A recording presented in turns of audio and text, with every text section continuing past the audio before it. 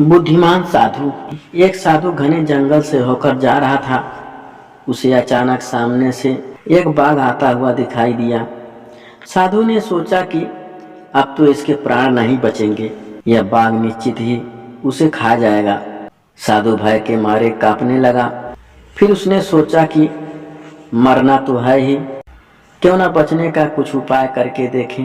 साधु ने बाघ के पास आते ही ताली बजाकर नाचना शुरू कर दिया। बाघ को यह देखकर बहुत आश्चर्य हुआ। वह बोला, ओ अरे मूर्ख, क्यों नाच रहे हो? क्या तुम्हें नहीं पता कि मैं तुम्हें कुछ ही देर में खा जाऊंगा? साधु ने कहा, हे बाघ, मैं प्रतिदिन बाघ का भोजन करता हूँ।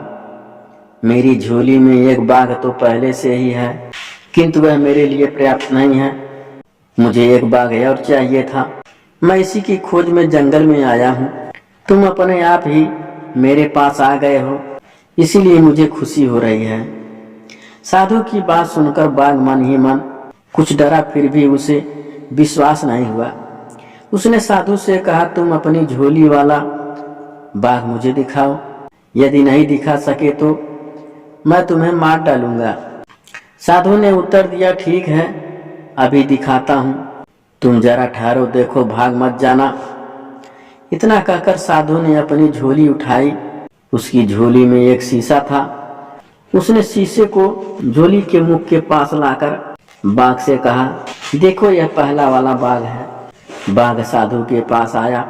उसने जैसे ही झोली के मुख पर देखा, उसे शीशे में अपनी परछाई दिखाई दी। इसके बाद वह गुर्राया तो शीशे वाला बाघ भी गुर्राता दिखाई दिया।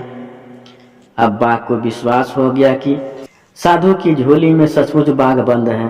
उसने सोचा कि यहाँ से भाग जाने में ही कुशल है। वह पूंछ दबाकर साधु के पास से भाग गया। वह अपने साथियों के पास पहुंचा और सब मिलकर अपने राजा के पास गए। राजा ने जब सारी घटना सुनी तो उसे बहुत क्रोध आया। वह बोला, सब तुम कायर हो? कहीं आदमी भी बाघ को खा सकता है? चलो, मैं उस साधु को मजा चखाऊंगा। बाघ का सरदार दूसरे बाघों के साथ साधु को खोजने चल पड़े। इसी बीच साधु के पास एक लकड़हारा आ गया था। साधु उसे बाघ वाली घटना सुना रहा था। तभी बाघों का सरदार वहां पहुंचा। जब लकड़हारे ने बहुत से बाघों को अपनी ओर आते देखा तो डर के मारे उसकी गिग्घी बंध गई। वह कुल्हाड़ी फेंक कर पेड़ पर चढ़ गया। साधु को पेड़ पर चढ़ना नहीं आता था। वह पेड़ के पीछे छिप कर बैठ गया। जो बाघ साधु के पास से जान बचाकर भागा था, वह अपने सरदार से बोला, देखो सरदार, सामने देखो, पहले तो एक ही साधु था, अब दूसरा भी आ गया है।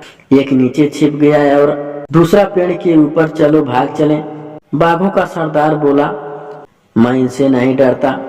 तुम सब लोग इस पेड़ को चारों तरफ से घेर लो ताकि ये दोनों भाग न जाएं। मैं पेड़ के पास जाता हूँ। इतना कहकर बाघों का सरदार पेड़ की तरफ बढ़ने लगा।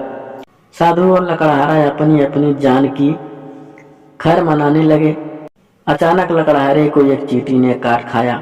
जैसे वह दर्द से तिलमिलाया कि उसके हाथ से टहनी टूट गई। वह घने पत्तों और टहनियों से रगड़ खाता हुआ धड़ाम से नीचे आ गिरा।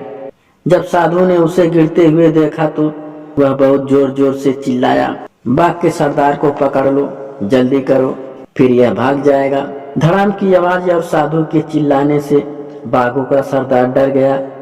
उसने सोचा कि वह साधु सचमुच ही बाघों को खाने वाला है। वह पलटे पैरों भागने लगा। उसके साथी भी उसे भागता हुआ देखते ही सिर पर पैर रखकर भाग गए।